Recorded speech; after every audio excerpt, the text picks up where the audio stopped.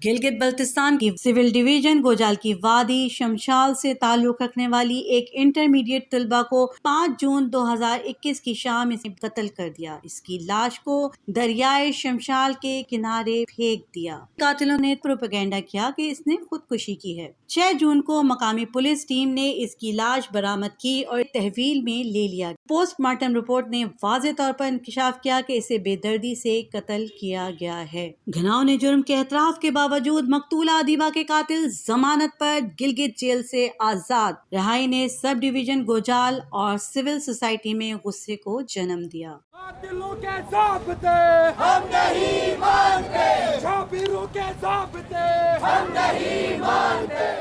अदीबा के कातिलों की रिहाई के खिलाफ कराची प्रेस क्लब के बाहर मुख्तलिफ तंजीमों ने अदीबा को इंसाफ दिलाने के लिए रैली निकाली और मुजाहिरा किया।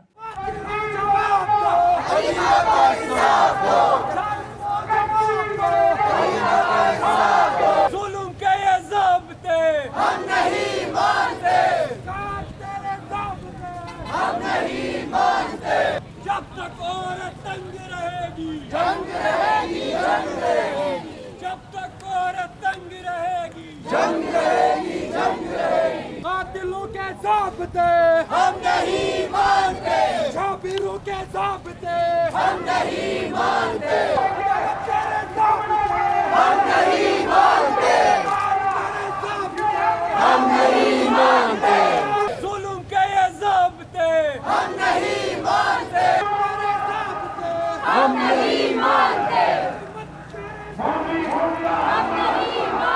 इस वक्त में अदीबा के साथ आप सबकी सॉलिडेरिटी में यहाँ आई हूँ और अपने साथियों के साथ, और मैं ये कहना चाहती हूँ सिर्फ एक अदीबा नहीं है, हज़ारों अदीबा हैं। जब तक इस माशरे में औरत को इंसान नहीं समझा जाएगा, जब तक ये माशरा आगे नहीं बढ़ सकता, ये जुल्म, ये ज़्यादती, ये नाइंसाफ़ी रहेगी। तेरे ज़ाब्ते हम नहीं मानते, इंसाफ दो, अदीबा को इंसाफ दो, इंसाफ दो, इंसाफ दो, अदीबा को इंसाफ दो। एक इंसानियत के तौर पे किसी की दर्द को, तकलीफ़ को, मर्द हो या औरत हो, सुनो बैठ के, ताकि हर कोई अदीबा की तरह ना हो। किसी पे जजमेंट पास नहीं करो। उसी जजमेंट के पॉइंट ऑफ व्यू से देखो अभी आज अदीबा कहाँ है।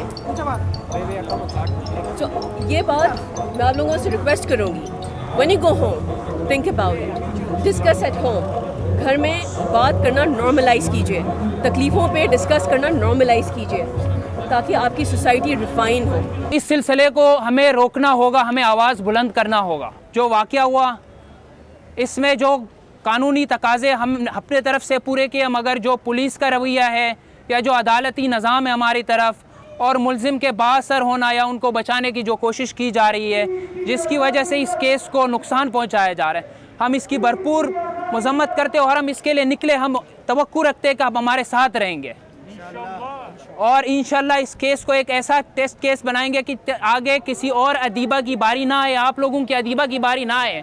मैं पर्सनली अदीबा को जानती हूँ और शमशाल का बच्चा बच्चा जानता है उसे।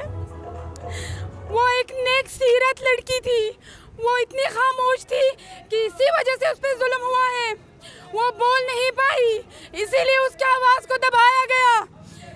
मेरा यकीन है, मेरा भरोसा है कि हम जिस मेल डोमिनेंट सोसाइटी में रहते हैं, यही हमारे भाई अगर हमारे साथ देंगे तो हम अदीबा को इंसाफ दिला पाएंगे। मेरी रिक्वेस्ट है गिलगित पुलिस से और गवर्नमेंट जीबी से कि इस केस को बिल्कुल ट्रांसपेरेंट तरीके से देखा जाए और अदीबा को इंसाफ दिलाया जाए। हम अपने आखिरी सांस तक अदीबा के लिए लड़ेंगे। तेरे ज़ाब्ते हम नहीं मानते, जुल्म के ये ज़ाब्ते हम नहीं मानते, शाहिलो ये ज़ाब्ते हम नहीं मानते। ये अदीबा पहली हमारी बहन बेटी नहीं है जिनका कत्ल हुआ है। इससे पहले बेशुमार ऐसी अदीबा कत्ल हो चुकी हैं। उनकी आवाज़ों को दबा दिया जाता है। अदीबा को इंसाफ दो, इंसाफ दो, इंसाफ दो। अदीबा को इंसाफ दो, जालिमो जवाब दो। अदीबा को इंसाफ दो, कातिलो जवाब दो। अदीबा को इंसाफ दो। लड़ेंगे लड़ेंगे आज के इस समाज में, आज के इस दौर में ये एक्सेप्ट करना पड़ेगा कि औरत भी इंसान ही है, न कि ये एक ऑब्जेक्ट है। ये हमारा निज़ाम, हमारा तालीमी निज़ाम कहें आपको, या आपका हमारा रिवायती निज़ाम कहें, जिसमें हमारे जहनों में ये डाला गया है कि औरत एक कमतर है। और जुल्म कराची में होता है, बलूचिस्तान में होता है, या पख्तूनख्वा में होता है, या गिलगित बल्तिस्तान में होता है। किसी भी बेटी के साथ जुल्म होता है, हमें खड़ा होना होगा। मकतूला अदीबा के लवाहिकीन ने और ख़वातीन के हुकूक की तंजीमों और प्लेटफार्म से वाबस्ता अफराद ने अदीबा के ख़ानदान के साथ यकजहती का इजहार किया है और chief justice supreme appeal court Gilgit Baltistan से अपील की है कि वो अदसरे खुद नोटिस लें और अदीबा को इंसाफ दिलाने में ख़ानदान की मदद करें।